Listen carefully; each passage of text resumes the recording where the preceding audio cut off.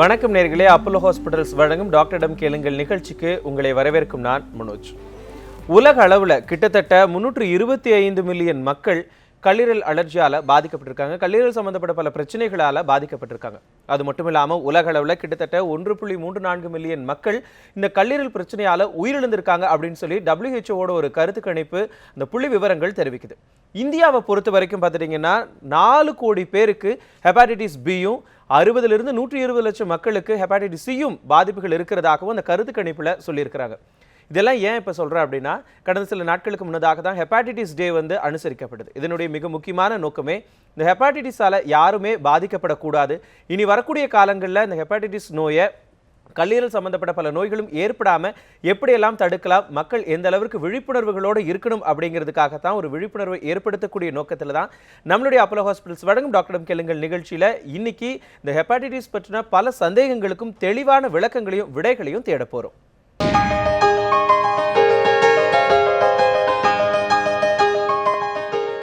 இன்றைய Apollo hospitals வழங்கும் டாக்டரிடம் கேளுங்கள் நிகழ்ச்சியில் இந்த ஹெப்பாட்டிட்டிஸ் தொடர்பாகவும் கல்லீரல் சம்பந்தப்பட்ட வேறு என்னென்ன பிரச்சனைகள்லாம் ஏற்படுவதற்கு நம்மளுடைய உடம்புல வாய்ப்புகள் இருக்குது, அதை எப்படி தடுக்கலாம், அதுக்கு இருக்கக்கூடிய சிகிச்சை முறைகள்லாம் என்னென்ன அப்படின்னு சொல்லி பல கேள்விகளுக்கும் விடைகளை தரதுக்காக, தெளிவான விளக்கங்களை தரதுக்காக கல்லீரல் சிறப்பு சிகிச்சை நிபுணர் டாக்டர் ஜாய் வர்கீஸ் நம்மளுடைய அரங்கத்திற்கு வந்திருக்காரு. வணக்கம் டாக்டர். வணக்கம்.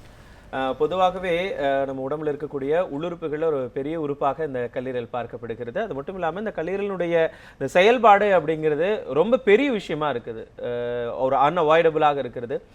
இதில் ஏதாவது பிரச்சனை அப்படின்னா எப்படி டாக்டர் ஃபர்ஸ்ட் கண்டுபிடிக்கிறது? ஏன்னா இப்போ வெளியில் நம்ம கை கால் ஏதாவது பிரச்சனை அப்படின்னா ஈஸியாக நமக்கு தெரிஞ்சிருது, இட் இஸ் விசிபிள். ஆனால் உள்ளுக்குள்ளே இருக்கக்கூடிய ஒரு பிரச்சனை அப்படிங்கிறது எப்படி டாக்டர் ஃபர்ஸ்ட் தெரிஞ்சுக்கிறது? கல்லீரல் பிரச்சனைன்னு சொல்கிறப்ப கல்லீரலை இங்கிலீஷில் லிவர்னுவாங்க. தொந்தரவுன்னு பார்க்குறப்ப அது ஈஸியாக உடனே சிம்டமாக வெளியே எதுவும் காமிக்காது. குறிப்பாக சொல்லணும்னா டயர்ட்னஸ், அதை நான் சொல்லுவேன். ஒருத்தவங்களுக்கு காலையில் தூங்கி எந்திரிச்ச பிறகும் சரி ஒரு டயர்ட்னஸ் இருந்துக்கிட்டே இருக்குதுன்னா அது கல்லீரல் பாதிப்புனால இருக்கலாம். ஸோ என்னை பொறுத்தவரை எப்போ பார்த்தாலும் ஒரு டயர்ட்னஸ், பாடியில் ஒரு அசதி இருந்துக்கிட்டே இருந்ததுன்னா டாக்டர்கிட்ட போய் செக் பண்ணுறது நல்லது. பர்டிகுலர்லி அந்த டயத்தில் கல்லீரல் பிரச்சனையாக இல்லையான்னு தெரியறதுக்கு அதுக்குரிய சில பிளட் டெஸ்ட் பண்ணால் தான் தெரியுமே ஒழிய ஒரு சிம்டமில் மாத்திரம் வச்சு கண்டுபிடிக்க முடியாது. லிவர் ஃபங்க்ஷன் டெஸ்ட், ஒரு ஸ்கேன் பண்ணி பார்க்குறது, லிவர் ஸ்கேன் சொல்லுவோம், அல்ட்ராசோனோகிராம். அதே மாதிரி இப்போதைக்கு ஃபைப்ரோ ஸ்கேன் ஒன்று வந்திருக்கு. இந்த மாதிரி சில ஸ்கேன் மூலமாகவும் சில வைரஸுக்குரிய டெஸ்ட் மூலமாகவும் கண்டுபிடிக்கலாம். ரொம்ப அதிகமாக தொந்தரவு தெரிஞ்ச பிறகு தான் இந்த மஞ்சக்காமாலை, கண்ணு மஞ்சள் ஆகிறது, யூரின் போகிறப்ப மஞ்சளாக போகிறது, தோல்லாம் மஞ்சள் ஆகிறது, இதெல்லாம் அது ஒரு தொடக்கம் கிடையாது. ஒரு டிசீஸ் இருந்து ஒரு 5 days 7 daysக்கு அப்புறம் வெளிப்படக்கூடிய ஒரு அறிகுறி. இப்போ நம்மளுடைய நிகழ்ச்சியை பார்த்து கொண்டு இருக்கக்கூடிய நேர்களும் கீழே கொடுக்கப்பட்டிருக்கக்கூடிய அந்த எண்ணுக்கு அழைச்சு உங்களுக்கு எந்த விதமான சந்தேகங்கள் இருந்தாலும், இந்த கல்லீரல் தொடர்பாகவும் மஞ்சள் காமாலை இது தொடர்பாக எந்த சந்தேகம் இருந்தாலும் டாக்டர் கிட்ட நேரடியாக நீங்களே உங்களுடைய கேள்விகளை கேட்கலாம். டாக்டர், பொதுவாகவே குடிப்பழக்கம் இருக்கிறவங்களுக்கு ஈரல் கெட்டுரும், ஈரலில் லிவரில் ப்ராப்ளம் வந்துடும் அப்படின்னு தான் சொல்லியிருக்காங்க. ஸோ குடிப்பழக்கம் இருந்தால் மட்டும்தான் இந்த லிவரில் பிரச்சனை வருமா, இல்லை வேறு ஏதாவது பிரச்சனைகள்? இப்போ பார்த்துட்டிங்கன்னா ஃபுட்டு அப்படியே நம்மளுடைய சிஸ்டமே மாறிடுச்சு. ஃபாஸ்ட் ஃபுட்லாம் வந்ததால் நம்முடைய இந்த உணவு பழக்க வழக்கமே எல்லாமே என்டையர்லி டிஃப்ரெண்ட்டாக மாறிடுச்சு. ஸோ அதுவும் ஒரு காரணமா, இல்லை வேறு ஏதாவது காரணம் இருக்குது அந்த லிவர் பிரச்சனை ஏற்படுறதுக்கு? குடிப்பழக்கம்ன்றது எல்லாத்துக்கும் தெரிஞ்ச ஒன்று. குடிப்பழக்கத்தினால அதில் ட்ரிங்க்ஸில் உள்ள கெமிக்கல்னால லிவர் பாதிப்பு வரும். ஃபர்ஸ்ட் ஃபேட்டி லிவர்னு ஆகும், அப்புறம் லிவர் சிரோசிஸ்னு ஆகும். குடிப்பழக்கம் இல்லாதவங்களுக்கும் லிவர் ப்ராப்ளம் நிறைய பார்க்க ஆரம்பிச்சாச்சு. அது ஃபேட்டி லிவர். ஸோ இந்த ஃபேட்டி லிவருக்கு காரணம் ட்ரிங்க்ஸ் அடிக்கிறவங்களுக்கு தான் ஃபேட்டி லிவர்னு கிடையாது. உடல் பருமன் அதிகமாக உள்ளவங்களுக்கோ, சுகர் கண்ட்ரோல் இல்லாமல் இருந்தாலோ, தைராய்டு ப்ராப்ளம் உள்ளவங்க, ஸோ கொலஸ்ட்ரால் அதிகமாக இருக்கிறவங்க, இவங்களுக்கு கூட லிவரில் ஃபேட்டு டெபாசிட் ஆகுது. இந்த ஃபேட் டெபாசிட் ஆகிறது கொஞ்சம் கொஞ்சமாக லிவரை பாதித்து லிவர் சிரோசிஸ், சிலவங்களுக்கு லிவர் கேன்சர் கூட உண்டாக்கும். அதனால் குடிப்பழக்கம் இல்லாதவங்களுக்கும் லிவர் ப்ராப்ளம் வர்றதுக்கு வாய்ப்பு அதிகம் இருக்குது. பர்டிகுலர்லி ஃபேட்டி லிவருக்கு நம்ம எல்லாருமே இம்பார்ட்டன்ஸ் கொடுக்கணும். அது இல்லாமல் இந்த இன்ஃபெக்ஷன், இந்த வேர்ல்டு ஹெப்படைட்டிஸ் டே செலிப்ரேட் பண்ணோம். இந்த ஹெப்படைட்டிஸ் பி, ஹெப்படைட்டிஸ் சி, இந்த ரெண்டு வைரஸை பற்றி அவேர்னஸ் நம்மளுக்கு தெரியணும். அந்த வைரஸ் வந்து எந்த ஒரு சிம்டமும் நம்மளுக்கு அறிகுறி உண்டாக்காது. நம்மளாக போய் லேபில் இந்த வைரஸ் இருக்கான்னு டெஸ்ட் பண்ணி பார்த்துட்டு அந்த வைரஸ் இருந்ததுன்னா அதுக்குரிய ட்ரீட்மெண்ட்டை உடனடியாக தொடங்குறது மூலமாக நம்ம சேவ் பண்ணிக்கலாம். பொதுவா அந்த கல்லீரல் பாதிப்புகள் அப்படின்னு பார்த்தாலே ரொம்ப பெரிய ஒரு பயம் எல்லாருக்கும் மனசுக்குள்ள இருக்கு. ஸோ இது வந்து ரொம்ப நாள் நம்மளுடைய உடம்புல இருக்கும் இந்த பிரச்சனை, இது வந்து வேற யாருக்கா பரவிடுமா அப்படிங்கிற மாதிரியான ஒரு மித்தெல்லாம் இருக்கு. இந்த கல்லீரல் பிரச்சனை அப்படிங்கிறது ஒரு நிரந்தரமா நம்மளுடைய உடம்புக்குள்ளே இருக்குமா, இல்லை வந்து ஜஸ்ட் ஒரு தற்காலிகமான ஒரு நோயா அதை நம்ம பார்க்க முடியுமா? அது வந்து எந்த வகையினால நம்மளுக்கு லிவர் பாதிப்பு வருதுன்னு பொறுத்தது. மோஸ்ட்லி வந்து கல்லீரல் பிரச்சனை வந்து கண்டேஜியஸ் கிடையாது. கண்டேஜியஸ்னால் நம்ம ஒருத்தவங்ககிட்ட இருந்து அடுத்தவங்களுக்கு தொட்டா பரவுற வியாதி கிடையாது. அதே மாதிரி இது வந்து ஹெரிடிட்டரியும் கிடையாது. ஹெரிடிட்டரினா எங்கள் அப்பா அம்மாவுக்கு லிவர் ப்ராப்ளம் இருந்ததுன்னா பசங்களுக்கு லிவர் ப்ராப்ளம் அப்படியெல்லாம் கிடையாது. ரேர் கேசஸ் எல்லாம் இருக்குது, genetic related some liver disease எல்லாம் இருக்குது. பட் பொதுவாக காமனாக பார்க்குறப்ப கல்லீரல் ப்ராப்ளம் வந்து கண்டேஜியஸ் கிடையாது. அது வந்து ஜெனட்டிக்குனால வரக்கூடிய பெரிய ஒரு வியாதி கிடையாது. எக்ஸப்ட் இந்த வில்சன் டிசீஸ், ஹீமோக்ரோமோட்டோசின்னு சொல்லுவோம். அந்த ரெண்டு தவிர்த்து மற்றது எல்லாமே நம்மளுடைய பழக்க வழக்கம், இந்த இன்ஃபெக்ஷன்ஸ், சில சமயம் ஆட்டோ இம்யூன் டிசீஸ்ன்னு சொல்லுவோம். இதனால கூட நம்மளுக்கு லிவர் ப்ராப்ளம் வரலாம். கண்டிப்பாக. தொடர்ந்து ஒரு நேர் நாகப்பட்டினத்திலிருந்து பத்மநாபன் என்று நேர் இணைஞ்சிருக்காங்க. வணக்கம் திரு பத்மநாபன், உங்களுடைய சந்தேகத்தை கேட்கலாம். வணக்கம் பத்மநாபன். வணக்கம் பத்மநாபன், உங்களுடைய சந்தேகத்தை கேளுங்க. எனக்கு வந்து ஒரு 10 வருஷமா ஹெப்படைட்டிஸ் பி ஜாண்டிஸ் இருக்கு. சரிங்க. அதை பத்தி டாக்டர்கிட்ட எனக்கு அதை எப்படி நான் எவ்வளோ எடுத்துக்கணும்னு சொல்லி டாக்டர்கிட்ட டவுட் கேட்டீங்க. ஓகே, நீங்க என்னென்ன கடைபிடிக்கணும் அப்படின்னு சொல்லி உங்களுடைய சந்தேகமா இருக்கு. ஆமா. ஓகே டாக்டர், கிட்டத்தட்ட 10 வருஷமா வந்து ஜாண்டிஸ் இருக்கு அப்படின்னு சொல்லியிருக்கிறாரு. அவருக்கான ஸோ 10 இயர்ஸாக வந்து ஹெப்படைட்டிஸ் பி வைரஸ் இருக்குன்னு சொல்கிறத வச்சுட்டு 2 விஷயத்தை கிளாரிஃபை பண்ணலாம். ஒன்று வந்து இந்த வைரஸ் உள்ள எல்லா ஆள்களுக்குமே லிவர் ப்ராப்ளம் வர்றது கிடையாது. சிலவங்களுக்கு அந்த வைரஸ் அந்த ரத்தத்தில் இருந்து கேரியர் ஸ்டேட்டுன்னு சொல்லுவோம். அவங்க வாழ்நாள் ஃபுல்லாக அவங்க இறக்குற வரைக்கும் எப்போ டெஸ்ட் பண்ணாலும் அந்த வைரஸ் இருக்கும். ஆனால் அந்த வைரஸ்னால் அவங்களுக்கு எந்த பாதிப்பும் வராது. பட் ஒன்று நல்லா தெரிஞ்சுக்கணும், அவங்ககிட்ட இருக்கிற வைரஸு மற்றவங்களுக்கு பரவுச்சுன்னா அவங்களுக்கு ப்ராப்ளம் வரலாம். ஸோ கேரியர் ஸ்டேட்டாக அவர் 10 வருஷம் நீங்கள் வந்து இருக்கலாம். நீங்கள் வந்து கேரியர் ஸ்டேட்டாக இல்லையான்னு தெரிகிறதுக்குன்னு சில டெஸ்டெல்லாம் இருக்குது. இந்த டிஎன்ஏ டெஸ்ட்டுன்னு சொல்லுவோம். நீங்கள் பண்ணியிருக்கிற ஒரு டெஸ்ட்டு வைரஸ் இருக்கா இல்லையான்னா, ஒரு துளி பிளட்டில் எத்தனை வைரஸ் இருக்குன்னு அது ரொம்ப இம்பார்ட்டன்ட் டெஸ்ட்டு. அந்த டெஸ்ட்டு பண்ணணும். அந்த டெஸ்ட்டில் சிலவங்களுக்கு ஒரு துளி பிளட்லேயே லட்சக்கணக்கான இல்லை கோடிக்கணக்கான வைரஸ் இருக்கிற மாதிரி வரும். அந்த மாதிரி வர்றப்ப கட்டாயம் ட்ரீட்மெண்ட் எடுத்துக்கணும். நீங்கள் வந்து என்னை பொறுத்தவரை அந்த DNA test, hepatitis B virus DNA test பண்ணி பார்க்கணும். அல்ட்ராசோனோகிராம் பண்ணணும். டியூமர் ஏதாவது வருதான்றதுக்காக வருஷத்துக்கு ஒருக்கையாவது ஆல்ஃபா ஃபீட்டோ புரோட்டீன் அல்ட்ராசோனோகிராம் அதெல்லாம் நீங்கள் டெஸ்ட்டு கட்டாயம் பண்ணணும். உங்கள் ஃபேமிலியில் உள்ள எல்லா உங்கள் மனைவி குழந்தைகள் எல்லாத்தவங்களுக்கும் இந்த வைரஸ் இருக்கான்னு செக் பண்ணி பார்த்துட்டு இல்லைன்னா அவங்களுக்கு வேக்சின் போட்டுக்கிறணும். இது மூலமாக உங்கள்கிட்ட இருக்கிற வைரஸ் மற்றவங்களுக்கு பரவாமல் தடுத்துக்கலாம். ஆக்சுவலி டாக்டர், இந்த ஹெப்படைட்டிஸ் தொடர்பான பல நோய்களும் கம்யூனிகபிளா இல்லை நான் கம்யூனிகபிளா டாக்டர்? பரவக்கூடியதா இல்லை பரவக்கூடாதா? மோஸ்ட்லி நான் கம்யூனிகபிள். ஆனால் இந்த ஹெப்படைட்டிஸ் ஏ வைரஸ் அண்ட் இ வைரஸ்ன்னு இருக்கு. இதுவும் வைரஸ் தான், அந்த ஏ வைரஸ் இ வைரஸ். அது வந்து இந்த மாதிரி நான் சொன்ன மாதிரி பி வைரஸ் சி வைரஸ் மாதிரி இல்லாமல் இது பரவுற மெத்தட் எப்படின்னா contaminated water and contaminated food. So சுத்தம் இல்லாமல் தண்ணி ஃபுட்டு இந்த மாதிரி இது சாப்பிட்றப்ப இந்த வைரஸ் வரலாம். இந்த வைரஸ் வர்றப்ப இது வந்து வீட்டில் ஒருத்தவங்களுக்கு வந்தாலும் டக்குன்னு வீட்டில் உள்ள மற்றவங்களுக்கு பரவுறதுக்கு வாய்ப்பு இருக்குது. ஸோ அந்த சமயத்தில் வந்து ஒரு 2 வாரத்துக்கு அந்த மஞ்சக்காமலை இருக்கும். அவங்க அதுக்குன்னு ரெஸ்ட் எடுத்துக்குவாங்க. பொதுவாக வந்து இது அந்த டயத்தில் இருந்துட்டும் கம்ப்ளீட்டாக மறைஞ்சிரும். கண்டிப்பாக தண்ணீர் ஒரு மிகப்பெரிய பிரச்சனையாக இருக்கிறது, நம்ம குடிக்கக்கூடிய தண்ணீர் அப்படின்னு சொல்லியிருக்காங்க. அதை பற்றி நம்ம விரிவாக பேசலாம். தொடர்ந்து திருச்சியிலிருந்து அசோக் என்ற நேரம் நினைஞ்சிருக்காங்க. வணக்கம் திரு அசோக், உங்களுடைய சந்தேகத்தை கேட்கலாம். வணக்கம் சார். வணக்கம், உங்களுடைய சந்தேகத்தை கேளுங்க சார். சார் நாங்கள் வந்து திருச்சி வந்து அசோக் குமார் பேசுகிறேன் சார். சொல்லுங்க. எனக்கு வந்து டயர்ட்னஸ் ரொம்ப அதிகமாக வருதுங்க சார். இல்லை புரியல உங்களுடைய கேள்வி. வெயில்ல போனா ரொம்ப களைப்பு அதிகமா இருக்கு சார். சரி. ஏஜ் வந்து 42 சார். சரி. வெயில்ல போகையில அதிகமா வந்து எனக்கு களைப்பு அதிகமா வருது. ஆனா நார்மலா கிளைமேட் கொஞ்சம் அந்த நார்மலா இருக்கையில எனக்கு ஒன்றும் ப்ராப்ளம் இல்லைங்க சார். சரி.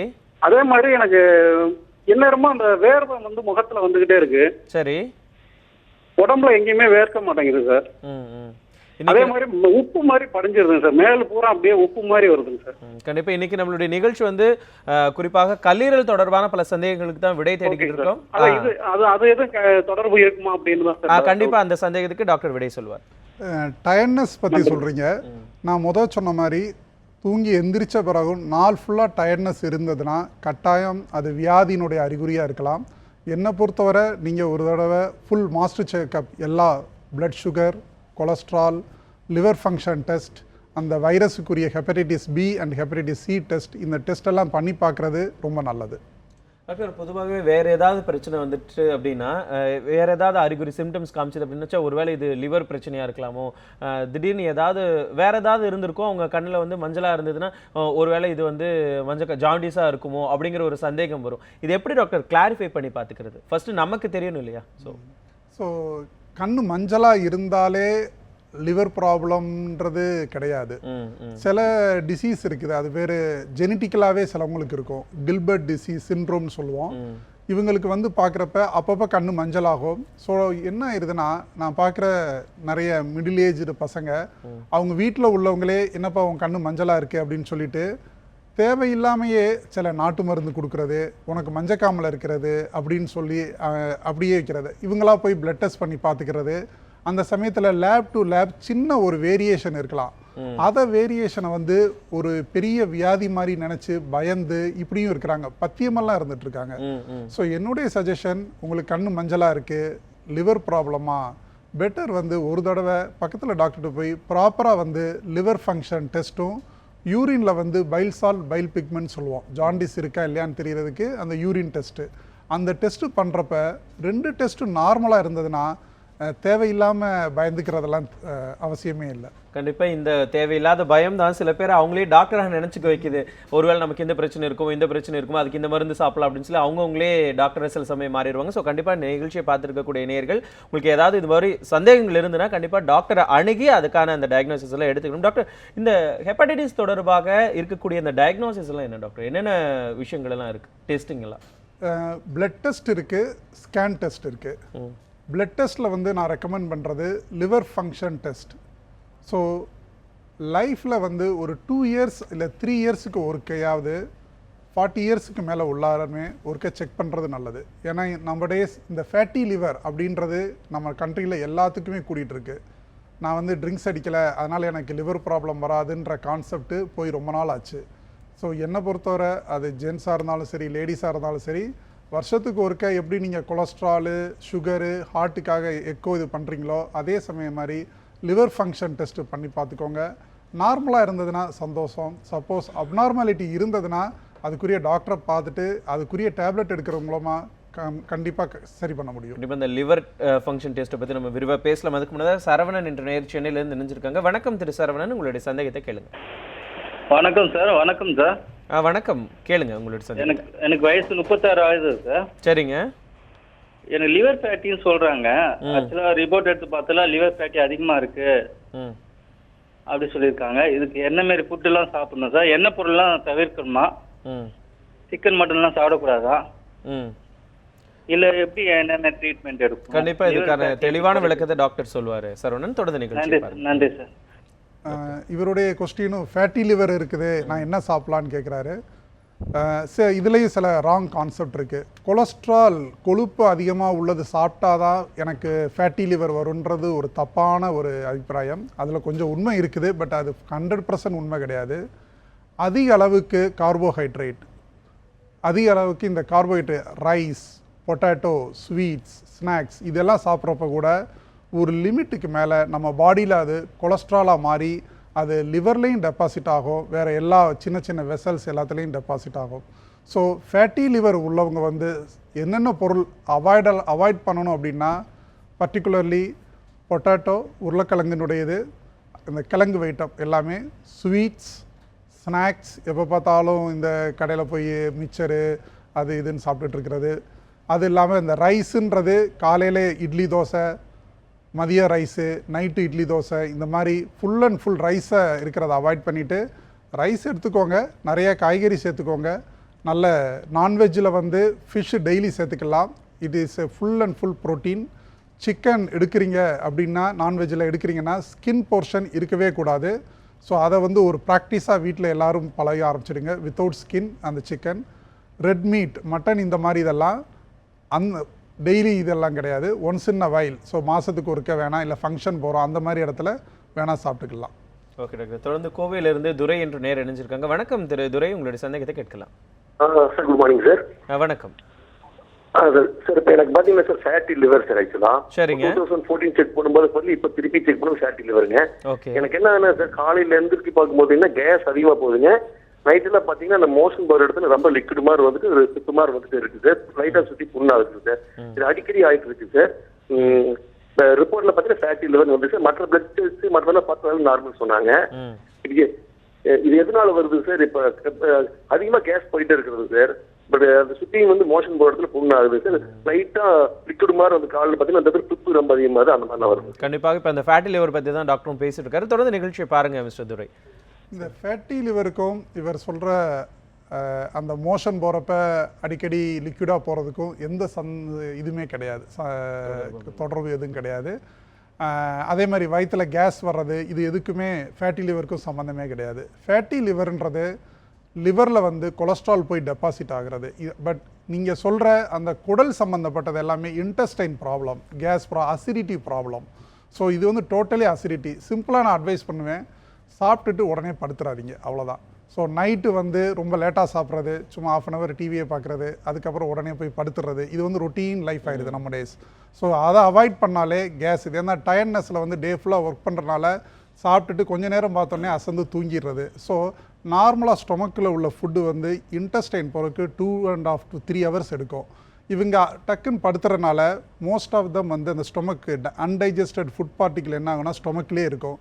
ஹரிசாலம் படுத்து நல்லா அசந்து தூங்குறது. ஸோ ரீகர்ஜிடேஷன், காலையில் எந்திரிச்ச உடனே கேஸ், எல்லாமே ஒரு அன்கம்ஃபர்டபுள். ஸோ என்னுடைய சஜஷன், சாப்பிட்டுட்டு மினிமம் 2.5 to 3 hours கழித்து படுக்க போங்க.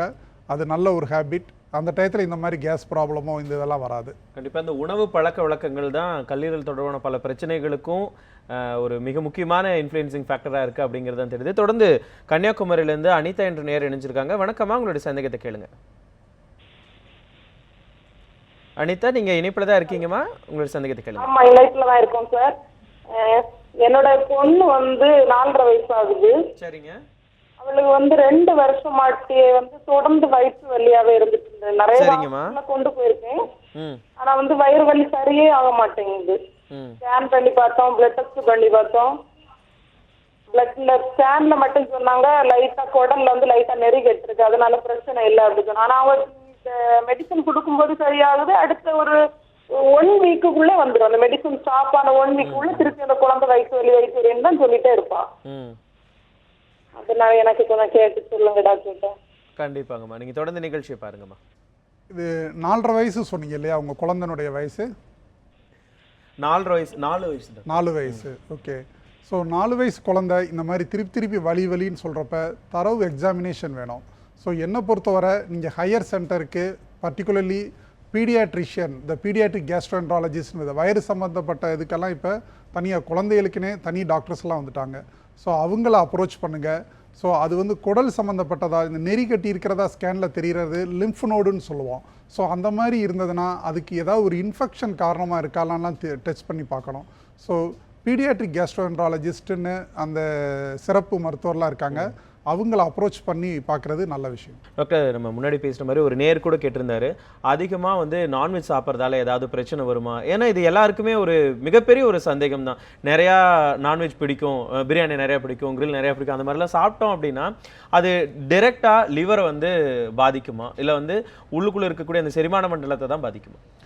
நான்வெஜ்ஜுன்னு சொல்கிறப்ப பொதுவாக சொல்கிறத விட ஸ்பெசிஃபிக்காக வைக்கலாம்.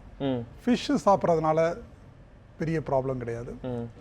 சிக்கனில் வந்து அந்த ஸ்கின் போர்ஷன் இல்லாமல் சிக்கன் எடுக்கிறதுலையும் அது வந்து ரிச் இன் ப்ரோட்டீன் மட்டும்தான். அதில் வந்து கொலஸ்ட்ரால் வந்து லெவல் ரொம்ப கம்மி. பட் இந்த ரெட் மீட், இந்த மட்டன், அந்த இதில் வந்து rich in cholesterol. So non veg அதிகமாக சாப்பிடக்கூடாது அப்படின்னா பர்டிகுலர்லி நான் ரெக்கமெண்ட் பண்ணுறது, இந்த மட்டன் வந்து ரெகுலராக எடுக்கிறத அவாய்ட் பண்ணுங்க. மற்றபடி ஃபிஷ்ஷோ சிக்கனோ வித்தவுட் ஸ்கின் போர்ஷன் இல்லாமல் அது எடுக்கிறதோ உடம்புக்கு நல்லதான். அது எடுக்கிறதுனால லிவர் ப்ராப்ளம் வருமா இல்லை கொலஸ்ட்ரால் லெவல் கூடுமான்னு கேட்டால் அது ஃப்ரெஷ்ஷாக அந்த இது எடுக்கிறதுல ஒன்றும் கிடையாது. பட் அதை ப்ரிப்பேர் பண்ணுற விதம் இருக்குது. ரொம்ப ஆயிலி சோக்குடா திருப்பி திருப்பி பாயில் பண்ணி இந்த மாதிரியெல்லாம் பண்ணுறப்ப தான் அதனுடைய குவாலிட்டியே போகுது. ஸோ அதை அவாய்ட் பண்ணிட்டாலே நல்லது. கண்டிப்பாக உங்களுடைய பதிலேருந்து என்ன மாதிரி நிறைய பேருக்கு ரொம்பவே சந்தோஷப்பட்டிருப்பாங்க. டாக்டர், இப்போ கல்லீரலில் ஏதாவது ஒரு பிரச்சனை வந்துருச்சு அப்படின்னா அது வேறு ஏதாவது உறுப்புகளை பாதிக்கிறதுக்கு வாய்ப்பு இருக்கா டாக்டர்? கட்டாயம். ஆக்சுவலி லிவர் வந்து ஒரு பல ஃபங்க்ஷனை செய்யக்கூடிய ஒரு ஆர்கன். ஒன்ஸ் இட் ஃபெயில் ஆயிடுச்சுன்னா சிலவங்களுக்கு வந்து மூளையை பாதிக்கும். மூளையை பாதிக்கின்றப்ப அன்கான்சியஸ் ஸ்டேஜுக்கு அவங்க போயிடுவாங்க, டோட்டலாக கொமட்டோ ஸ்டேஜுக்கு. சிலவங்களுக்கு வந்து இந்த லிவர் பாதிப்புனால போத் கிட்னினுடைய ஃபங்க்ஷன் செயலிழக்கும். அது பேர் ஹெப்படோ ரீனல் சிண்ட்ரோம்னு சொல்லுவோம். இந்த லிவர்னால பாடியினுடைய இம்யூன் சிஸ்டம் நோய் எதிர்ப்பு சக்தி குறையும். ஸோ அதனால் இன்ஃபெக்ஷன், வேறு பாக்டீரியல் இன்ஃபெக்ஷன், இந்த இன்ஃபெக்ஷன் வர்றதுக்கு அதிகம் காரணம். ஸோ இந்த லிவர் ப்ராப்ளம் வந்து ஒரு சமயத்தில் வந்து மூளையை பாதிக்குது, கிட்னியை பாதிக்குது, மல்டி ஆர்கன் ப்ராப்ளம்னு சொல்லுவோம். எல்லா உறுப்பையும் பாதித்து ஃபைனலாக வந்து ஸோ அதனால தான் லிவர் ப்ராப்ளம்னாலே பயப்படுறது. ஐசியூவில் வந்து லிவர் பேஷண்ட் அட்மிட் ஆகிட்டாலே மல்டி ஆர்கன் ப்ராப்ளம் பல உறுப்புகள் செயலிழந்து போயிடுச்சுனாலே ரொம்ப அவுட்கம் வந்து ரொம்ப புவராக இருக்கும். ஸோ அது வர்றதுக்கு முன்னாடியே நம்ம வந்து ட்ரீட்மெண்ட் தொடங்கி அதை அவாய்ட் பண்ணுறது தான் புத்திசாலித்தனம். அது எப்படி நம்ம பயன்படுத்தணும் அப்படிங்கிறத பற்றி பேசலாம். தொடர்ந்து கோவையிலேருந்து குமரேசன் என்ற நேரம் இணைஞ்சிருக்காங்க. வணக்கம் திரு குமரேசன், உங்களுடைய சந்தேகத்தை கேளுங்க. சார் வணக்கம் சார். வணக்கம் சார். சார் டாக்டர்கிட்ட பேசணுங்களா? தாராளமாக உங்களுடைய கேள்வி கேளுங்க. சார் டாக்டர் சார் வணக்கம் சார். வணக்கம். சார் எனக்கு ஹெப்படைட்டிஸ் பி வைரஸ் இருக்குன்னு சொல்லியிருக்காங்க. நான் செக் பண்ணதில்ல. சரிங்க. அது வந்து பிளட் டெஸ்ட் எல்லா டெஸ்ட் எடுத்தாங்க, liver function test, scan, ultra ஸ்கேன்லாம் எடுத்தாங்க. சரிங்க. பட் டிஎன்ஏ வைரஸ் டெஸ்ட் எடுத்தாங்க. நார்மலாக தான் இருக்குங்கிறாங்க. அதுக்கு வந்து டேப்லெட்ஸ்லாம் இல்லைங்க வேண்டிய இல்லை அப்படிங்கிறாங்க. அதாவது ஐயூஎம்எல் வந்து 10,000 இருக்குது சார், 10,116 இருக்குது. Okay. DNA HPV DNA test. என்ன சார் பண்றது? கண்டிப்பா டாக்டர் தெளிவான விளக்கங்களை கொடுப்பாரு. தொடர்ந்து நிகழ்ச்சி பாருங்க குமரேசன். இவர் நல்ல தெளிவாக தான் பேசுகிறாரு. இவர் சொன்னது வந்து வைரஸ் இருக்குன்னு சொன்னார். 10,000 வைரஸ் இருக்குது அப்படின்னு டாக்டர் சொன்னதாக சொல்கிறாங்க. அது பேர் டிஎன்ஏ டெஸ்ட்டுன்னு சொல்கிறது. ஸோ அது வந்து என்ன அர்த்தம்னா, 1 ml பிளட்டில், ஒரு துளி பிளட்டில் 10,000 வைரஸ் இருக்குன்னா ஜஸ்ட் இமேஜின் பண்ணுங்கள், நம்மளுக்கு நார்மலாக வந்து 5 லிட்டர் பிளட் இருக்கும். ஸோ என்னை பொறுத்தவரை இந்த மோர் தென் 10,000 வைரஸ் இருக்கிறப்ப கட்டாயம் அந்த வைரஸுக்குரிய ட்ரீட்மெண்ட்டு நீங்கள் எடுக்கிறது தான் புத்திசாலித்தனம். ஸோ என்னுடைய சஜஷன், நீங்கள் வந்து லிவர் டாக்டரை, இப்போ கோயம்புத்தூரில் உள்ள ஒன்றாவது லிவர் டாக்டரை பாருங்கள். பார்த்துட்டு இந்த ரிப்போர்ட்டெல்லாம் காமிச்சு ட்ரீட்மெண்ட் எடுக்கிறது தான் நல்லது. நான் முதல் சொன்ன மாதிரி இது வந்து தொட்டா பரவுற வியாதி இல்லாட்டினாலும் உங்கள் வீட்டில் உள்ள எல்லாத்துக்கும் இந்த வைரஸ் இருக்கான்னு செக் பண்ணி பார்த்துட்டு இல்லாதவங்க தடுப்பூசி போடுறது அவங்க உங்கள்கிட்ட இருந்து மற்றவங்களுக்கு போகாமல் தடுக்கும். தொடர்ந்து வேலூர்ல இருந்து சரவணன் என்ற நேயர் இணைஞ்சிருக்காங்க. வணக்கம் திரு சரவணன், உங்களுடைய சந்தேகத்தை கேளுங்க. சார் வணக்கம் சார். நாங்கள் வந்து டோட்டலாக நைட் ஷிஃப்ட்ல வந்து ஒர்க் பண்ணுறோம். நீங்கள் இப்போ சொன்னீங்க ஃபுட் ஹேபிட்டால் தான் வந்து கல்லீரல் பிரச்சனை வந்து ஏற்படுதுன்ட்டு. ஸோ நைட் ஷிஃப்ட்ல ஒர்க் பண்ணுறதால எங்கள் ஃபுட் ஹேபிட் வந்து டோட்டலாகவே சேஞ்ச் ஆயிருக்கு. ஸோ எங்களுக்கெல்லாம் இந்த மாதிரி பிரச்சனை வருமா? இப்படி வந்தால் நாங்கள் வந்து எப்படி அவாய்ட் பண்ணலாம் அப்படின்ற டவுட் சொல்லுங்கள் சார். கண்டிப்பாக ஒரு மிக முக்கியமான கேள்வியை கேட்டிருக்கீங்க. ரொம்ப நன்றி அழைத்ததுக்கு சரவணன். டாக்டர், ஸோ வியாதின்றது டே ஷிஃப்ட்டு நைட் ஷிஃப்ட் அப்படியெல்லாம் கிடையாது. வியாதின்றது வந்துருச்சுன்னா அது பட் இந்த நைட் ஷிஃப்ட்டில் வேலை பார்த்துட்டு டே டயத்தில் நல்லா தூங்குறனால எனக்கு கல்லீரல் ப்ராப்ளம் வருமா அப்படின்னா வரவே வராது. இல்லை, இன்னொரு பிரச்சனையும் வந்து அவர் கேட்குறாரு. ஏன்னா நைட்டில் தூங்குறதால சாப்பிட முடியாது, பகலில் தூங்குறதால சாப்பிட முடியாது. நைட் ஷிஃப்ட்டில் டியூட்டி பார்க்கும் பொழுது 2 தடவையோ 3 தடவையோ அது வேறு ஏதாவது ஃபாஸ்ட் ஃபுட் சாப்பிடலாம், இல்லாட்டி கிடைக்கிறத ஏதாவது சாப்பிடலாம். ஸோ அதனால் ஏதாவது பிரச்சனை வருமானு கேட்கல. இல்லை, ஸோ நம்ம ஒரு மனுஷனுக்கு வந்து இத்தனை கேலரி ஃபுட்டு வந்து நார்மல் டே டு டே ஆக்டிவிட்டிக்கு தேவைன்னு இருக்குது. அது நம்ம டே ஷிஃப்ட்னாலும் சரி நைட் ஷிஃப்ட்னாலும் சரி சத்தான என்ன கேலரி ஃபுட்டு நம்மளுக்கு தேவையோ அதை வந்து கரெக்டாக எடுக்கிறதுனால நம்மளுக்கு எந்த பிரச்சனையும் கிடையாது. அது இல்லாமல் நைட்டு கிடைக்கிறத சாப்பிட்றது. ஸோ நைட்டு வந்து நார்மலாக எல்லா ஃபுட்டும் கிடைக்காது, ஸோ நான் இஷ்டத்துக்கு ஃபாஸ்ட் ஃபுட்டு தான் சாப்பிடுவேன். அப்படி சாப்பிட்டாச்சுன்னா கட்டாயம் வந்து அவங்களுடைய ஹெல்த் பாதிக்கிறதுக்கு வாய்ப்பு அதிகம் இருக்கு. தொடர்ந்து நாமக்கல்ல இருந்து சங்கர் என்ற நேர் இணைஞ்சிருக்காங்க. வணக்கம் திரு சங்கர், உங்களுடைய சந்தேகத்தை கேளுங்க. சங்கர் வணக்கம், நீங்க இணைப்புல இருக்கீங்க. உங்களுடைய சந்தேகத்தை நமக்கு வந்து கொஞ்சம் கொஞ்சம் போகுது. இல்ல உங்களோட போன்ல ஏதோ பிரச்சனை நினைக்கிறேன் சங்கர். தெளிவா இன்னொரு தடவை கேளுங்க. நல்லதா சார் இருக்கேன் சார். சொல்லுங்க சார் சங்கர். நமக்கு யூரின் வந்து கொஞ்சம் கொஞ்சமா தான் சார் போகுது, யூரின் சரியா போறதில்ல. சரி. அதான் சார் என்னன்னு நான் வந்து செக் பண்ணி பார்த்ததுல வந்து என்ன ஒன்றும் ப்ராப்ளம் எதுவும் இல்லை அப்படின்னு சொன்னாங்க சார். அதான் சார் என்ன ப்ராப்ளம் என்ன கேட்டு தெரிஞ்சுக்கலாம். கண்டிப்பா டாக்டர் தெளிவான விளக்கங்களை தருவாரு. தொடர்ந்து நிகழ்ச்சி பாருங்க மிஸ்டர் சங்கர். அவர் நீங்கள் சொல்கிறது வந்து யூரின் ப்ராப்ளம் இல்லையா? யூரின் வந்து போகிறதுன்றது கிட்னி சம்மந்தப்பட்டது, சிறுநீரகம் சம்மந்தப்பட்ட ப்ராப்ளம். ஸோ கல்லீரலுக்கும் அதுக்கும் டைரெக்டாக ரிலேஷன் இருக்காது. ஸோ என்னுடைய சஜஷன் அந்த மாதிரி இருக்கிறப்ப கிட்னி டாக்டர் இல்லை யூராலஜிஸ்ட் இவங்களை கன்சல்ட் பண்ணுறது நல்லது. டாக்டர், பொதுவாகவே இப்போ நீங்கள் முன்னாடி சொன்ன மாதிரி ஹெப்படைட்டிஸ் தொடர்பாக ஏதாவது பிரச்சனைகள் இருந்தது அப்படின்னா வேறு ஏதாவது ஆர்கன்ஸை வந்து அது பாதிக்கும் அப்படின்னு சொல்லியிருந்தீங்க. இப்போ வேறு ஏதாவது ஆர்கன்ஸில் பிரச்சனை இருந்ததுன்னா அது கல்லீரலை பாதிக்கிறதுக்கு வாய்ப்புகள் இருக்கா டாக்டர்? இப்போ ஹார்ட்டில் ஏதாவது ப்ராப்ளம் இருந்தாலோ இல்லை ஈவன் கிட்னியில் ஏதாவது ப்ராப்ளம் இருந்தாலோ அதனால் இது பாதிக்கிறதுக்கு ஏதாவது வாய்ப்புகள் இருக்கா? Good question. வேறு ஏதாவது ஆர்கன்னால லிவர் வர்றதுக்கு வாய்ப்பு இருக்குது. இப்போ ஃபார் எக்ஸாம்பிள் ஹார்ட் ப்ராப்ளம் இருக்கிறவங்களுக்கு அது ஹார்ட் கார்டியாக் ஃபெயிலியர் ஒரு அந்த சமயத்தில் வந்து லிவர் வந்து கன்ஜஷன்னு சொல்லுவோம், லிவர் பாதிப்பு வர்றதுக்கு வாய்ப்பு இருக்குது. ஸோ அதே மாதிரி கிட்னி ப்ராப்ளம் இருக்கிறவங்களுக்கு சில ரேர் டிசீஸ் எல்லாம் இருக்குது. சில டிசீஸ் வந்து கிட்னியையும் பாதிக்கும் லிவரையும் பாதிக்கும். அந்த மாதிரி வியாதியாக இருந்ததுன்னா கட்டாயம் வந்து லிவரும் பாதிக்கிறதுக்கு வாய்ப்பு இருக்குது. ஸோ இது எல்லாமே ரேர் தானே ஒழிய, அதாவது ரொம்ப ரேராக தான் நம்ம பார்ப்போமே ஒழிய காமனாக பப்ளிக்கில் வந்து பார்க்குறது கிடையாது. டாக்டர், தொடர்ந்து இந்த குழந்தைகள் வந்து இந்த கல்லீரல் பிரச்சனைகளால் எளிதில் பாதிக்கப்பட்டுருவாங்களா இல்லை வேறு ஏதாவது இன்ஃபெக்ஷனால் அதிகமாக கல்லீரல் பிரச்சனையால் பாதிக்கப்பட்டுருவாங்களா? குழந்தைகளுக்கு கல்லீரல் பாதிப்புன்னு வரப்ப பெர்த்லே ப்ராப்ளம் வருதுன்னா அது பேர் பிலியரி அட்ரீசியான்னு சொல்லுவோம். அதாவது அந்த லிவரில் உள்ள பைல் டக்ட் வந்து சரியாக டெவலப் ஆகாமல் போகிறனால ஜாண்டிஸ் வந்து குழந்தைனுடைய ஃபெயிலியர் டு த்ரைவ் அது பார்த்தா அப்படியே கொஞ்சம் வெயிட்டெல்லாம் குறைஞ்சி ரொம்ப சிக்காகி கடைசி அந்த குழந்தைக்கு வந்து ஆப்ரேஷன் தான் ட்ரீட்மெண்ட்டை ஒழிய வேறு மெடிசனில் சரியாகாது. அது இல்லாமல் நார்மலாக வளர்ந்த குழந்தை இடையில ஸ்கூலுக்கு போகிற சமயத்தில் வந்து இந்த மாதிரி லிவர் ப்ராப்ளம் வருதுன்னா மோஸ்ட்லி அது வைரஸ் இன்ஃபெக்ஷனால் வருது. So hepatitis A virus and E வைரஸ்னால தான் பொதுவாக வருது. ஸோ அதனால தான் குடிக்கிற தண்ணி ஃபுட்டு இதெல்லாம் வந்து குழந்தைகளுக்கு நீங்கள் பார்த்து பேரண்ட்ஸ் வந்து கரெக்டாக கேர் எடுத்து பார்த்துக்கணும். தொடர்ந்து இந்த குழந்தைகளுக்கு ஏற்படக்கூடிய இந்த பிரச்சனைகள் பற்றி நம்ம தொடர்ந்து இன்னும் விரிவாக பேசலாம். அதுக்கு முன்னதாக மீஞ்சூர்லேருந்து ஸ்ரீதர் என்ற நேர் இணைஞ்சிருக்காங்க. வணக்கம் திரு ஸ்ரீதர், உங்களுடைய சந்தேகத்தை கேளுங்க. வணக்கம். எங்க அப்பாவுக்கு வந்து ஒரு 20 இயர்ஸ் ஹெப்படைட்டிஸ் பி இருந்தது. சரிங்க. அப்புறம் வந்து என்னென்னவோ ட்ரீட்மெண்ட் எடுத்து ஒன்றும் கண்ட்ரோல்லையே இல்லை. சரிங்க. அப்புறம் இங்கே பக்கத்தில் ஒரு டாக்டர்கிட்ட போயிட்டு டாக்டர்கிட்ட பேசிட்டு இருக்கேன்னா. ஹலோ. ஆமாங்க, நீங்க தொடர்ந்து உங்களுடைய கேள்வி கேட்கலாம் மிஸ்டர் ஸ்ரீதர். சரி. அதுக்கப்புறம் ஒரு ஆயுர்வேதிக் சிரப் டானிக் ஒன்று கொடுத்தாரு. அதுக்கப்புறம் சரியா போச்சு. அதுக்கு முன்னாடி பசியே எடுக்காம இருந்தாரு, ஒல்லியா இருந்தாரு, சாப்பிடவே மாட்டாரு. இப்ப சாப்பிட்டு இப்ப நல்ல குண்டாகி வயிறு பெருசாயிருச்சு. இப்போ எக்ஸசிவா இருக்கு வயிறு. டாக்டர், என்னுடைய இது வந்து அவருக்கு உங்கள் ஃபேமிலியில் அவருக்கு வைரஸ் பாசிட்டிவ் இருந்தனால அவர் இப்போ நல்லா இருக்கிற மாதிரி தெரிஞ்சாலும் என்னுடைய அட்வைஸ் உங்கள் வீட்டில் உள்ள எல்லாத்துக்கும் வைரஸ் இருக்கான்னு செக் பண்ணுங்கள். வைரஸ் இருந்ததுன்னா அதுக்குரிய ஃபர்தர் டெஸ்ட் பண்ணிவிட்டு ட்ரீட்மெண்ட் எடுக்கிறது தான் நல்லது. நாட்டு மருந்து சாப்பிட்றனால வைரஸ் கிளியர் ஆகுன்றது என்னால் ஏற்றுக்கொள்ள முடியாத ஒன்று.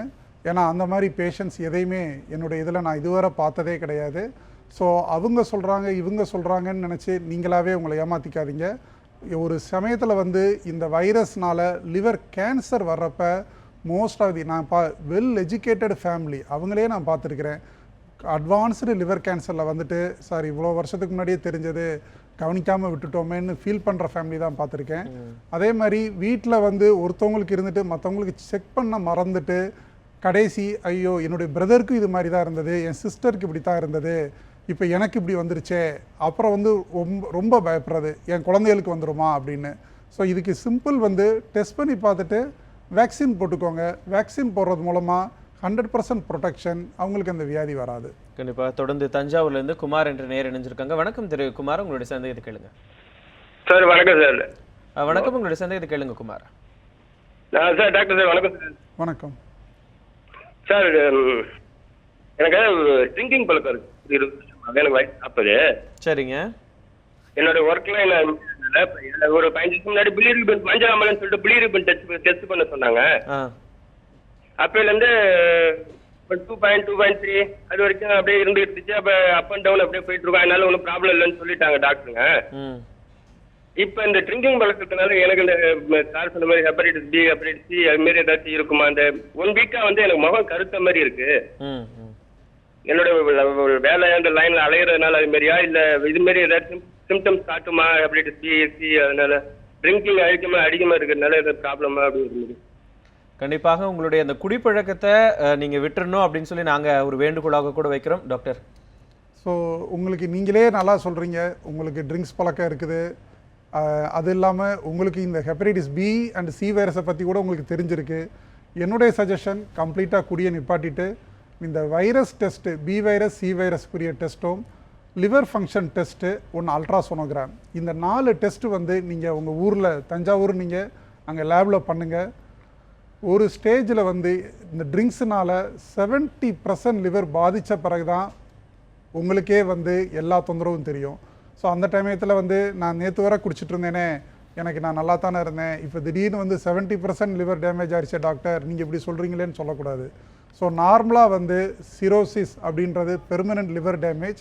அது வர்றதுக்கு ஒரு 10%ஓ 50%ஓ வந்தால் கூட எந்த ஒரு அறிகுறியும் தெரியாது.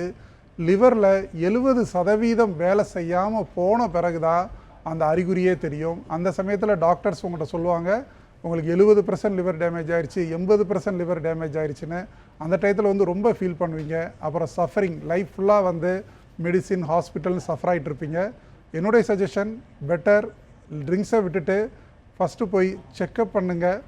அதுக்கப்புறம் அதில் வித்தியாசம், அந்த பிலிருபின் லெவல் நார்மலை விட அதிகமாக காமிக்குதுன்னு சொல்கிறீங்க, 2.3ன்னு சொல்கிறீங்க. அதுக்குரிய டேப்லெட் எடுக்கிறது மூலமாக தான் உங்களுக்கு சரியாக்க முடியும். தொடர்ந்து அன்பரசன் என்ற நேயர் பூந்தமல்லியிலேருந்து இணைஞ்சிருக்காங்க. வணக்கம் திரு அன்பரசன், உங்களுடைய சந்தேகத்தை கேளுங்க. சார் நான் வந்து ஆக்சுவலாக 47 ஏஜ். சரிங்க. ஆக்சுவலாக வந்து நான் அப்போலோவில் வந்து ஆனுவல் ஹெல்த் செக்அப் வந்து ஒரு 5 இயர்ஸாக பண்ணியிருக்கேன். சரி. எல்லா வருஷமும் பார்த்தீங்கன்னா ஃபேட்டி லிவர் தான் கொடுத்துருக்காங்க ரிப்போர்ட்டில். இப்போ டாக்டர் வந்து ஃபுட் ஹேபிட் தான் சொல்லியிருக்காங்க. டேப்லெட்டு டானிக் எதுவும் இருக்கா கண்ட்ரோல் பண்ணு? கண்டிப்பாக டாக்டர் தெளிவான விளக்கங்களை கொடுப்பாரு, தொடர்ந்து பாருங்கள். எப்போ இந்த ஃபேட்டி லிவர்னு டயக்னோஸ் பண்ண பிறகு டாக்டர்ஸ் டேப்லெட்டு தரலையோ அப்போயே உங்களுக்கு தெரிஞ்சுக்கணும் இந்த ஃபேட்டி லிவர்ன்றது டோட்டலி உங்களுடைய டயட் சம்மந்தப்பட்டதும் உங்களுடைய ஃபிசிக்கல் ஆக்டிவிட்டியை ரிலேட்டடை பொறுத்தது. ஸோ நீங்கள் வந்து டயட்டில் வந்து நான் சொன்ன மாதிரி ஸ்வீட்ஸ், ஸ்நாக்ஸ், பொட்டேட்டோ, ரைஸ்னுடைய குவான்டிட்டியை குறைங்க. ரெகுலர் எக்ஸசைஸ் மினிமம் 30 மினிட்ஸ், ஒரு வாரத்துக்கு 5 நாளாவது. ஸோ 2 நாள் ரெஸ்ட் எடுத்துக்கலாம். 5 டேஸாவது minimum 30 minutes walking or cycling. So சிம்பிளாக வந்து உங்கள் பாடி வெயிட்டை வந்து நீங்கள் குறைச்சிட்டாலே இந்த ஃபேட்டி லிவர் கம்ப்ளீட்டாக டிசால்வ் ஆகும். நார்மலாக லிவர் வந்து ஃபேட்டி லிவர் ஆகிறதுக்கு வருஷக்கணக்கு எடுக்கும். உடனே ஒரு வருஷத்துலேயோ 2 வருஷத்துலேயோ ஆகாது, நம்ம டயட்டுனாலையும் நம்மளுடைய லெஸ் ஃபிசிக்கல் ஆக்டிவிட்டினாலும். அதனால் நீங்கள் ஸ்ட்ரிக்டாக இதை ஃபாலோ பண்ணாலும் உடனே ரெக்கவரி உங்களுக்கு தெரியாது. 1 வருஷத்துலேயோ 2 வருஷத்துலேயோ அது மாறாது. It will take its own time. அதுக்கப்புறம் வந்து you have to maintain your body weight. Doctor, ரொம்ப இந்த குழந்தைகளை பற்றியெல்லாம் பேசிகிட்டு இருந்தோம். ஒரு தடவை கல்லீரலில் ஏதாவது பிரச்சனைகள் ஏற்படாது, குழந்தைகளுக்காகட்டும் வயசானவங்களுக்காகட்டும், ஒரு தடவை ஏற்பட்டுச்சு அப்படின்னா மறுபடியும் அது கல்லீரலில் பிரச்சனை ஏற்படுறதுக்கான அந்த ரீஅக்கரன்சஸ்க்கு வாய்ப்புகள் இருக்கா டாக்டர்? கல்லீரல் வந்து ஒரு நல்ல ஆர்கன், அது அப்படின்னா ரீஜெனரேட்டிவ் ஆர்கன். அதில் லிவர் செல்லு டெத் ஆனாலும் திருப்பியும் அந்த செல்லு புது செல் ஃபார்ம் ஆகும். ஸோ இப்போ இன்ஃபெக்ஷன்னாலேயோ இல்லை மற்ற வேறு ஏதோ காரணம், இப்போ குடிப்பழக்கம் இருக்குது அதனால் லிவர் பாதித்தா கட்டாயம் அந்த குடிப்பழக்கத்தை விடுறது மூலமாக புது செல்லு புதுசாக ஃபார்ம் ஆயிரும்.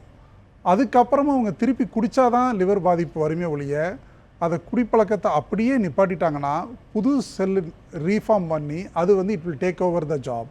சேம் திங் இன்ஃபெக்ஷன் மற்ற ஒரு காரணத்தினால வந்தாலும் அந்த இன்ஃபெக்ஷனுடைய அந்த கோர்ஸ் முடிஞ்ச பிறகு லிவர் புதுசாக நியூ செல்ஸு ஃபார்ம் ஆகிட்டு it will take over the job. But இது வந்து சில கேஸுக்கு பொருந்தாது. ஃபார் எக்ஸாம்பிள் இந்த hepatitis B virus, hepatitis C virus, அந்த வைரஸுக்கு ஏன் பொருந்தாதுன்னா அந்த வைரஸ் வந்து போகவே போகாது பாடியிலேருந்து, அது பிளட்லேயே இருக்கும். நம்ம மெடிசின் கொடுக்குறது மூலமாக கண்ட்ரோல் பண்ணி வைக்கலாம். அதே மாதிரி சில ஜெனட்டிக் ப்ராப்ளத்தினால வரக்கூடிய லிவர் ப்ராப்ளமும் நம்ம பாடியை விட்டு போயிடாது. ஸோ அவங்களுக்கெல்லாம் ரெகுலர் மெடிசின் தேவை. மற்ற காரணத்தினால லிவர் ப்ராப்ளம் வந்ததுன்னா அது ஒரு தற்காலிகமாக தான் இருக்கும். அதுக்கப்புறமாவது அவங்க திருந்திக்கிடணும். இன்னொரு விஷயம் டாக்டர், இப்போ ஹெப்படைட்டிஸ் பியோ இல்லை ஹெப்படைட்டிஸ் சிஓ நம்ம கண்டுபிடிச்சிட்டோம், இருக்கிறத டயக்னோஸ் பண்ணிட்டோம் அப்படின்னா ரொம்ப வருஷமா அதுக்கான சிகிச்சைகள் எடுத்துக்காம இருக்கிறதால வேற ஏதாவது பிரச்சனை வருமா? ஆமாம், கட்டாயம். ஏன்னா ட்ரீட்மெண்ட் எடுக்காமல் விட்டாச்சுன்னா அந்த வைரஸ்னுடைய அளவு கூட ஆரம்பிச்சிடும், அது மல்டிப்ளை ஆரம்பிச்சிடும். நம்ம டேப்லெட் கொடுக்குறதே வந்து வைரஸினுடைய அதை எண்ணிக்கையை கண்ட்ரோல் பண்ணுறதுக்கு. ஸோ வைரஸ் அளவு கூட கூட இந்த வைரஸ் வந்து liver cirrhosis and liver cancer. So இந்த லிவர் கேன்சர் இதெல்லாம் ஃபார்ம் ஆகிறப்ப அது வந்து எந்த ஒரு அறிகுறியும் பேஷண்ட்டுக்கு தராது. அந்த கட்டி வந்து ஒரு சைஸு ரொம்ப பெருசாகிறப்பையோ இல்லை அந்த கட்டினால் மற்ற தொந்தரவு, அந்த கட்டி வந்து உடம்புல மற்ற பாகத்துக்கு பரவுன பிறகு தான் அறிகுறியெல்லாம் தெரியும். சிம்பிளான சிம்டம்னு பார்த்தா weight loss. So unknown sir, நம்ம நல்லா சாப்பிட்டுட்ருக்குறோம் ஆனால் வெயிட்டு மாத்திரம் குறைஞ்சிக்கிட்டே போதுனாலும் அது ஒரு வியாதி. ஸோ அந்த மாதிரி இருக்கிறப்ப இந்த வைரஸ் டெஸ்டெல்லாம் பண்ணி பார்த்துட்டு ஸ்கேன் பண்ணி பார்த்துக்கிறது மூலமாக தான் இந்த கட்டி இருக்கிறதெல்லாம் கண்டுபிடிக்க முடியும். தொடர்ந்து கலைவாணன் என்ற நேயர் கோவையிலேருந்து இணைஞ்சிருக்காங்க. வணக்கம் திரு கலை, உங்களுடைய சந்தேகத்தை கேட்கலாம். சார் வணக்கம் சார். வணக்கம். உங்களுடைய சந்தேகம் ஆக்சுவலி என்னன்னா, எனக்கு ஃபர்ஸ்ட் ஆரம்பத்தில் ஒரு வருஷத்துக்கு முன்னாடி என்னுடைய ரைட் சைடில் இருந்து லைட்டாக வலி இருந்துச்சு. சரின்னு சொல்லிட்டு டாக்டர்கிட்ட போய் செக் பண்ணதுல ஒரு ஸ்கேன் அல்ட்ராசவுண்ட் எடுத்து பார்ப்போம்னு சொன்னாங்க. அல்ட்ராசவுண்ட்ல சிரோசிஸ் வந்துருந்துச்சு. ஓகே.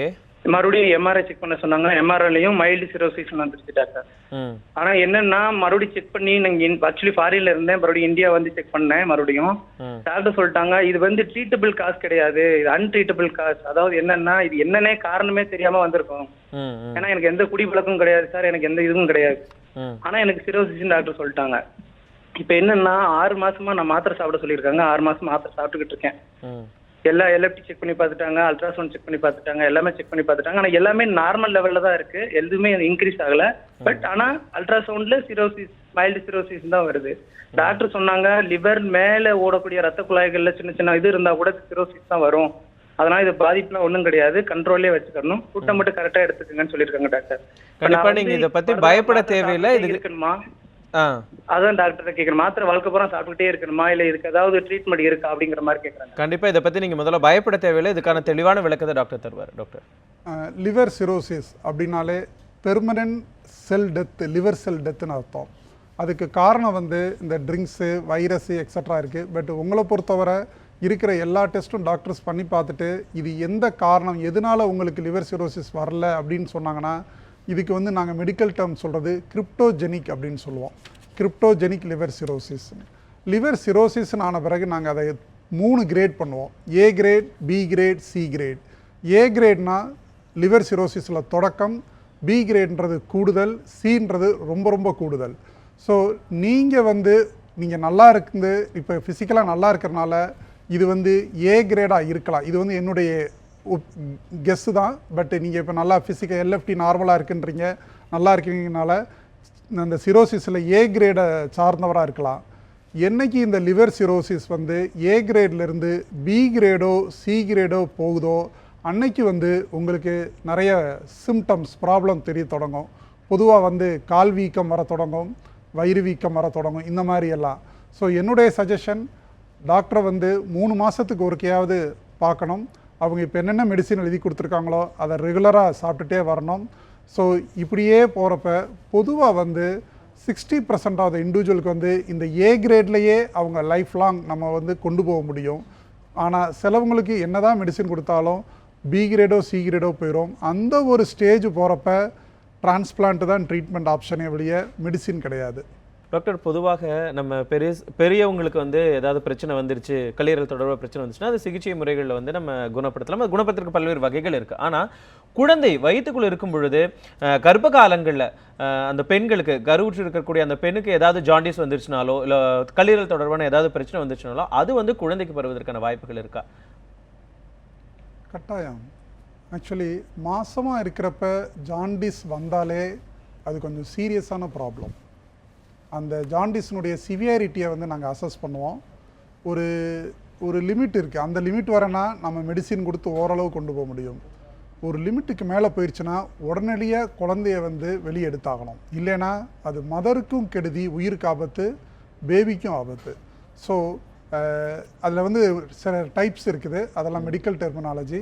ஸோ என்னை பொறுத்தவரை மாசமாக இருக்கிறப்ப நல்லா கண்ணு மஞ்சள் ஆகுது, இல்லை யூரின் போனால் ரொம்ப எல்லோயிஷாக போயிட்டுருக்குது அப்படின்னா சிம்பிளாக வந்து ஒரு யூரின் டெஸ்ட் மாத்திரம் பண்ணி பாருங்கள். அது வந்து பைல் சால்ட், பைல் பிக்மெண்ட் சொல்லுவோம்.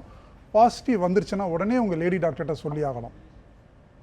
ஓகே டாக்டர், தொடர்ந்து இந்த கல்லீரல் தொடர்பான ஏதாவது பிரச்சனைகள் இருக்குது அப்படிங்கிறத கண்டுபிடிச்சதுக்கு அப்புறமா சிகிச்சை முறைகள்னா என்னென்ன இருக்குது டாக்டர்? மருந்து மாத்திரைகளே அதை முழுவதுமாக குணப்படுத்துறதுக்கான வாய்ப்புகள் இருக்கா? ஏன்னா இப்போ கல்லீரல் பிரச்சனைனாலே இப்போ வந்து டிரான்ஸ்பிளான்ட் தான் ஒரே தீர்வு அப்படின்னு சொல்லி ஒரு மித்தாக இருக்குது. இல்லை முன்கூட்டியே கண்டுபிடிச்சிட்டோம் அப்படின்னா மருந்து மாத்திரைகள் சரி பண்ண முடியுமா? நார்மலாக வந்து ஃபஸ்ட்டு வந்து மெடிக்கல் தெரப்பி தான். எப்போ வந்து அட்வான்ஸ்டு லிவர் ப்ராப்ளமாக போகுதோ, அதாவது மெடிசின் என்னதான் கொடுத்தாலும் அங்கே மெடிசின் போய் வேலை செய்கிறதுக்கு செல்லே கிடையாது, எல்லா செல்லும் டெத் செல், அதான் லிவர் சிரோசிஸ்ன்னு சொல்லுவோம். அதை நான் முதல் சொன்ன மாதிரி அந்த கிரேடு இருக்குது.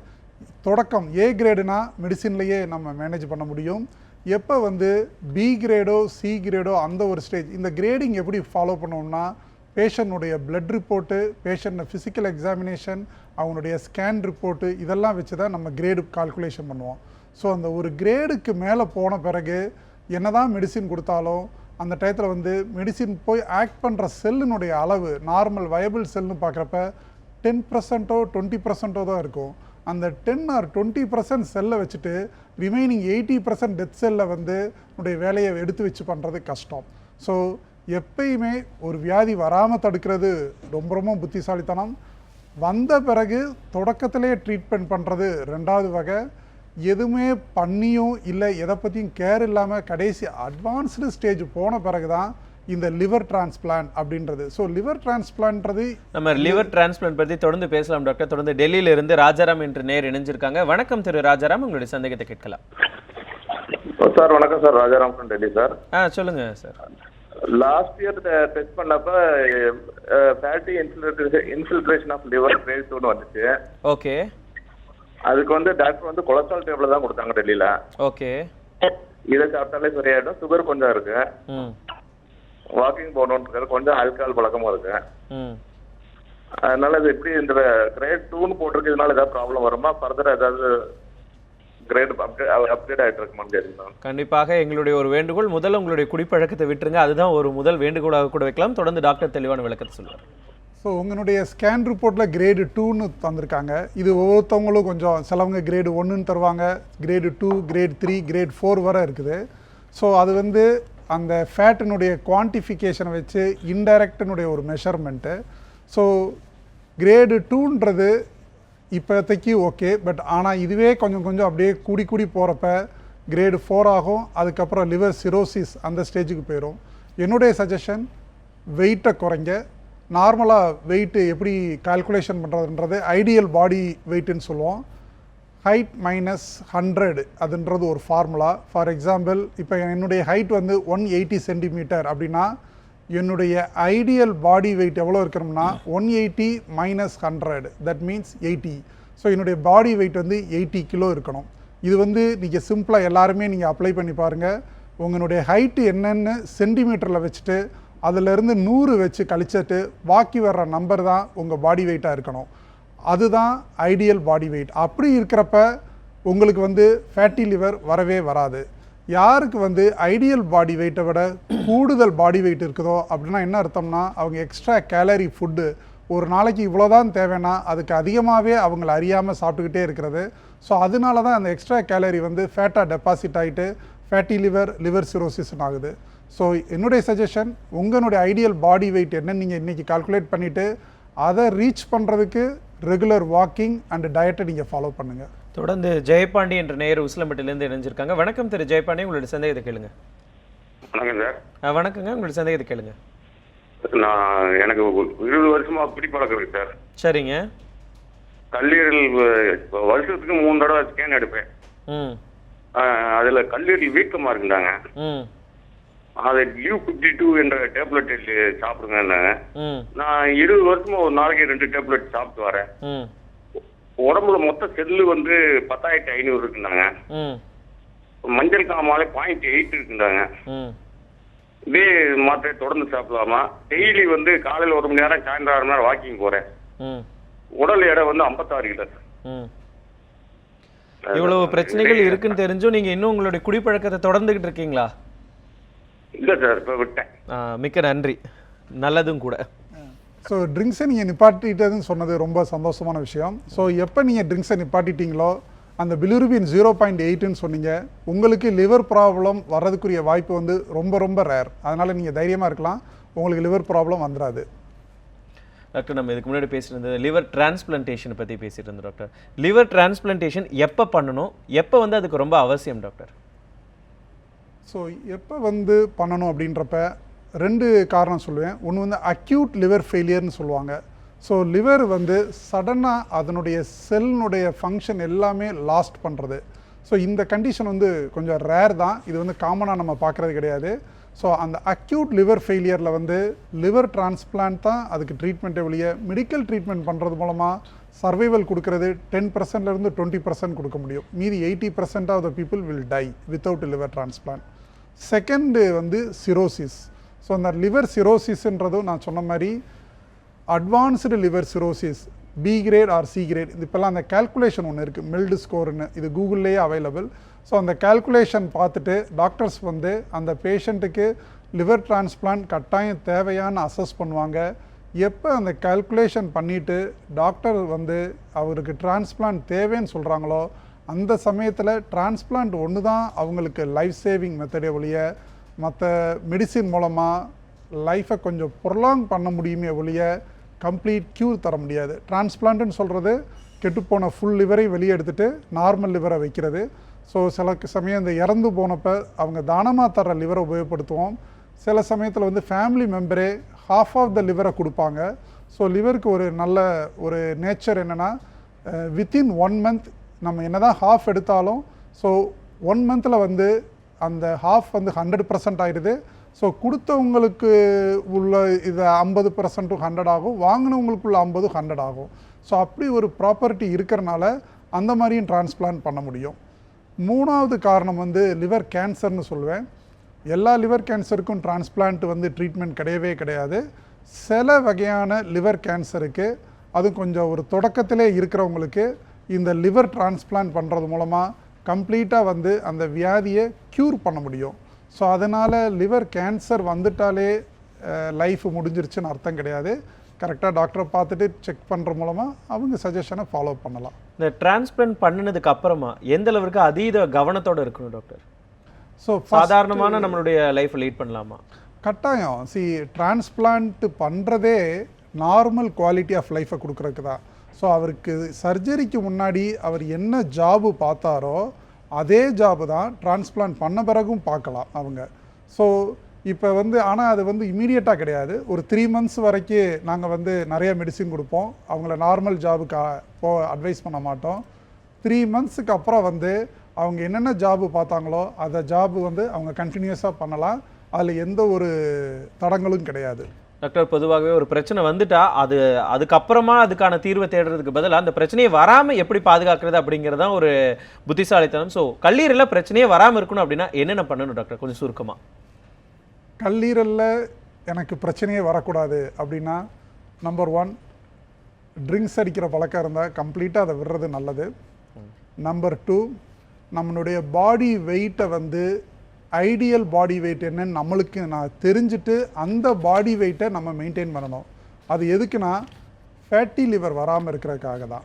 ஸோ நான் சொன்ன மாதிரி எல்லாருக்கும் அவங்களுடைய ஹைட்டு தெரியும். இந்த மேயர் யார் யார் பார்த்துட்ருக்கீங்களோ உங்கள் ஹைட்லேருந்து 100 மைனஸ் பண்ணிட்டா என்ன நம்பர் வருதோ அதுதான் உங்கள் ஐடியல் பாடி வெயிட். அந்த பாடி வெயிட்டை எய்ம் பண்ணி நீங்கள் ரெகுலர் எக்ஸசைஸ், வாக்கிங், அந்த மற்ற டயட்டும் நல்ல ஹைஜீனிக்காக ஹெல்த்தி டயட்டாக சாப்பிடுங்க. நான் சொன்ன மாதிரி சுகர் கூடுதல் உள்ளது, ஸ்வீட் கூடுதல் உள்ளது, இதெல்லாம் அவாய்ட் பண்ண பாருங்கள். 3வது வந்து வேக்சின். ஸோ குழந்தைகளுக்கெல்லாம் இப்போ நேஷனல் இம்யூனைசேஷன் ப்ரோக்ராமில் இந்த ஹெப்படைட்டிஸ் பிக்குரிய வேக்சின் வந்து கவர்மெண்ட்டே போட்டுட்டு வந்துடுது. ஸோ அடல்ட்டு யார் யார் இதுவரை ஸ்க்ரீன் பண்ணலையோ அவங்க எல்லாருமே ஒரு தடவையாவது லைஃப்ல ஹெப்படைட்டிஸ் பி வைரஸ் இருக்கா, சி வைரஸ் இருக்கான்னு செக் பண்ணி பார்த்துட்டு கண்டிப்பா அப்படி செக் பண்ணி பார்த்து முன்னெச்சரிக்கையா எல்லா வகையிலும் அவங்க வந்து விழிப்புணர்வோடு இருக்கணும் அப்படிங்கிறதுக்காக தான் நம்மளுடைய நிகழ்ச்சியில இன்னைக்கு ஒரு நல்ல ஒரு விழிப்புணர்வை ஏற்படுத்தியிருக்கோம் அப்படிங்கிற ஒரு சந்தோஷத்தோட இன்னைக்கு நம்மளுடைய நிகழ்ச்சியை நிறைவு செய்யலாம். வணக்கம்.